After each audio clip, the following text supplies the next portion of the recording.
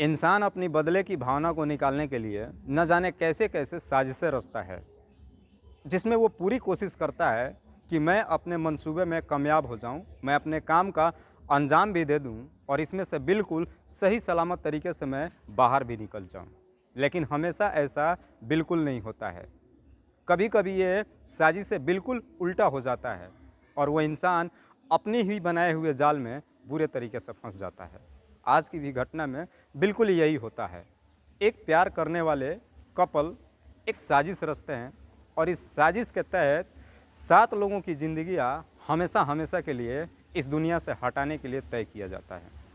ये दोनों अपने काम का अंजाम देना भी शुरू कर देते हैं, लेकिन जब ये पुलिस के हाथ चढ़ते हैं और जब इसकी पूरी कहानी बताते हैं तो वाकई में दोस्तों इस कहानी पे एक बेहतरीन तरीके से शॉर्ट मूवी बनाई जा सकती है, क्योंकि वाकई में आज की जो कहानी है इसमें बहुत काफ़ी रोमांस के साथ बहुत सारा सस्पेंस भी भरा पड़ा हुआ है।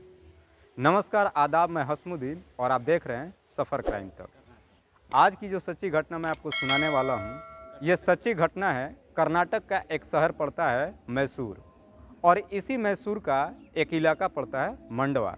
दरअसल ये घटना है 8 जून 2022 की। एक व्यक्ति तालाब के रास्ते हुए अपने घर जा रहा था।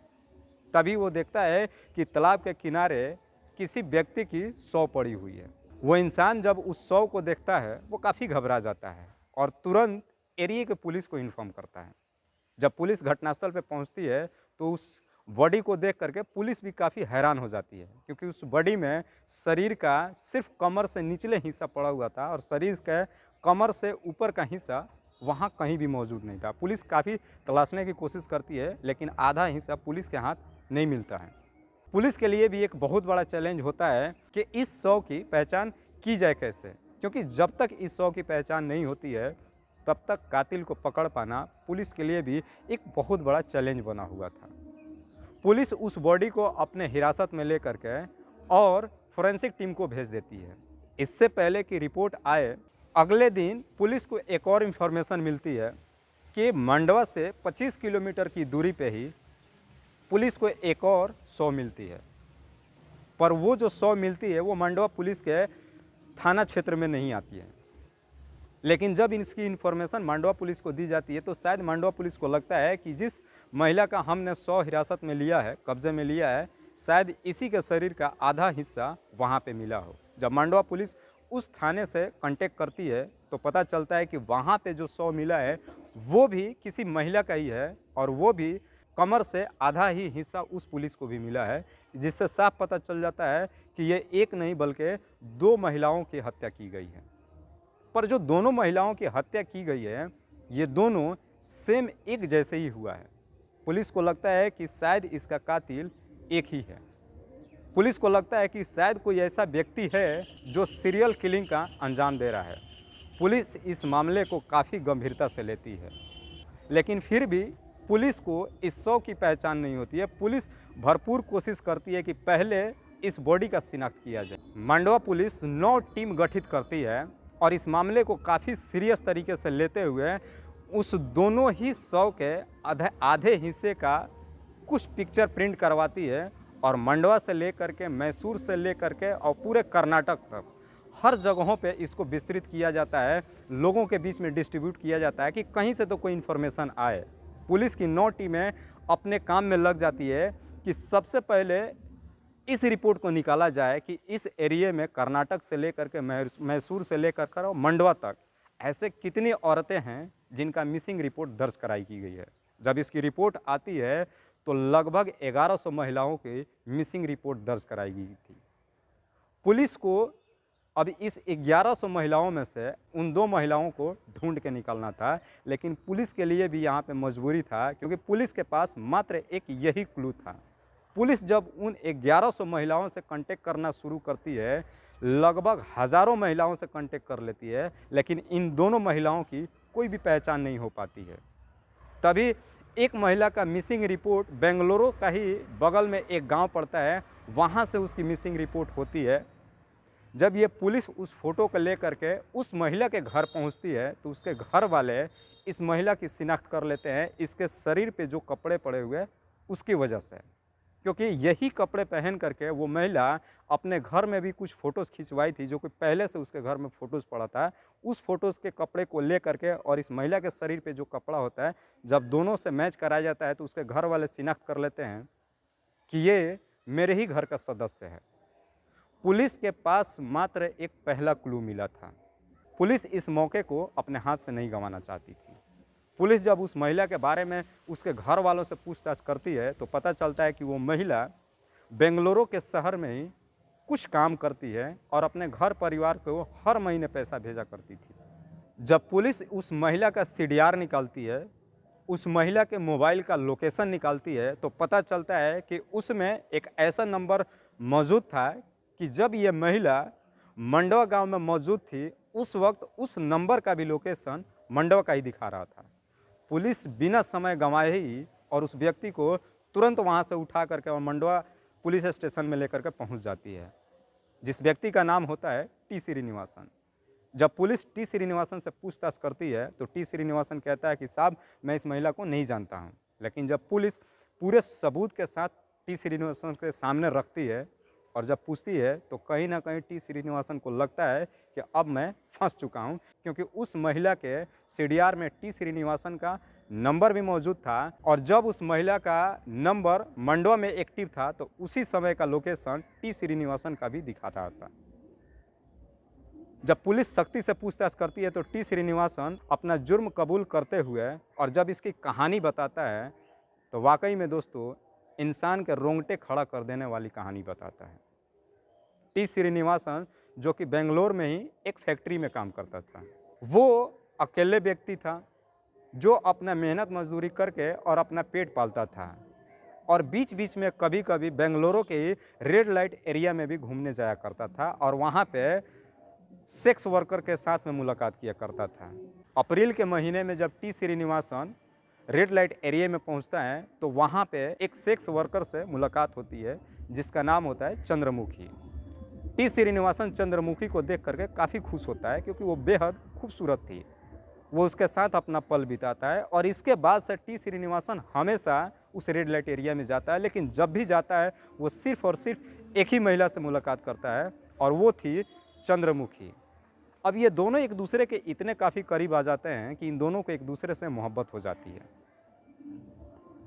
अब कहीं ना कहीं टी श्रीनिवासन को चंद्रमुखी काफ़ी पसंद आ जाती है और मन ही मन प्लान बना लेता है चंद्रमुखी से शादी करने के लिए।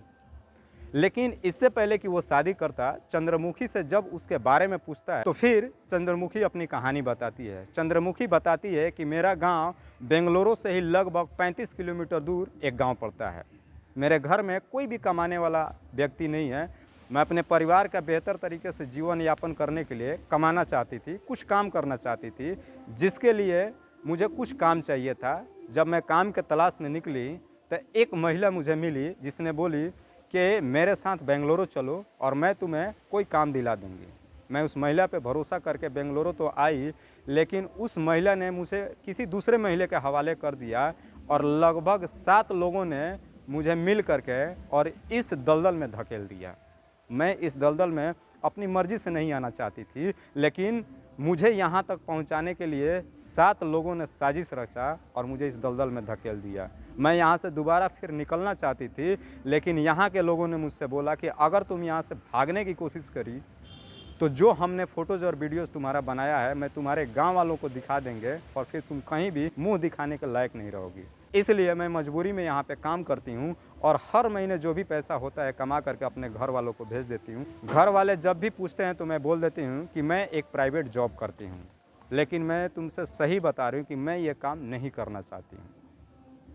टी श्रीनिवासन उसे कहता है कि क्या तुम मेरे साथ चलना चाहोगे? चंद्रमुखी तुरंत तैयार हो जाती है, लेकिन ये दोनों शादी करने से पहले एक प्लान तय करते हैं और टी श्रीनिवासन कहता है कि हम शादी तब तक नहीं करेंगे जब तक उन लोगों को हम इस दुनिया से नहीं हटा देते हैं जिनकी वजह से तुम इस दलदल में आई हो। ये दोनों अपने काम को अंजाम देने के लिए सबसे पहले मंडवा पहुंचते हैं, जहां पे जिस औरत ने पहली बार चंद्रमुखी को बेंगलुरु तक पहुंचाई थी, और उस महिला के घर में पहुंच करके और इन दोनों ने मिल करके और उस महिला के शरीर के 2 टुकड़े कर दिए और उसके बाद आधे आधे टुकड़े को तालाब के किनारे फेंक दिया और आधे शरीर के हिस्से को ऐसी जगहों पे ले जा कर के और इन्होंने छुपा दिया कि पुलिस के हाथ कभी भी ना आ सके। उसके बाद दूसरा प्लान तय किया जाता है 30 मई 2022 का, और 30 मई 2022 को ही मंडवा से 25 किलोमीटर दूरी दूसरे औरत के घर जाते हैं और उस औरत की भी हत्या बिल्कुल इसी तरीके से करते हैं। इससे पहले कि ये तीसरी हत्या करते, पुलिस इन्हें धर दबोचती है। फिर पुलिस उन दोनों से पूछताछ करते हुए कहती है कि जब तुम दोनों को अपनी शादी कर ही लेना था तो फिर तुम लोगों ने ये दो हत्याएं क्यों की। इस पे टी श्रीनिवासन एक अजीब जवाब देता है, कहता है कि साहब 2 नहीं 3 हत्याएं हुई है।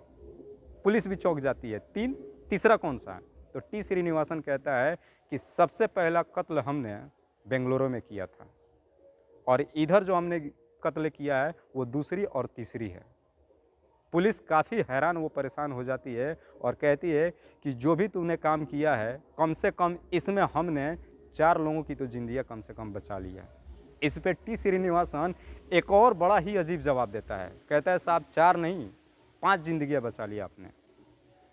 टी श्रीनिवासन कहता है कि मैंने और चंद्रमुखी ने 7 लोगों को इस दुनिया से हटाने का प्लान बनाया था, लेकिन मैंने एक और नाम जोड़ा था उसमें, और वो नाम कोई और नहीं बल्कि चंद्रमुखी थी। टी श्रीनिवासन बताता है कि मुझे मालूम था कि मैंने 3 लोगों को इस दुनिया से जब हटा दिया है, आज नहीं तो कल पुलिस मेरे पास तक पहुंचेगी, लेकिन मैं इतने साफ सुथरे से काम किया था कि पुलिस मेरे पास कभी पहुंच ही नहीं सकती थी। तब मुझे कहीं ना कहीं शक हुआ कि शायद पुलिस चंद्रमुखी तक पहुंच जाएगी और इन सारे हत्याओं में चंद्रमुखी भी शामिल है, शायद चंद्रमुखी की वजह से मैं पकड़ा जाऊंगा। इसीलिए मैंने 8वां नाम चंद्रमुखी का नाम जोड़ दिया था, और जो चौथी हत्या होने वाला था वो चौथी हत्या भी कोई और नहीं बल्कि चंद्रमुखी का ही नंबर था। चंद्रमुखी भी जब सुनती है तो काफ़ी हैरान व परेशान हो जाती है। उसे समझ में आ जाता है कि जिस प्लान को हमने बनाया था आखिरकार उस प्लान में मैं भी फंस चुकी थी। पुलिस फिलहाल इन दोनों आरोपियों को हिरासत में ले लिया है।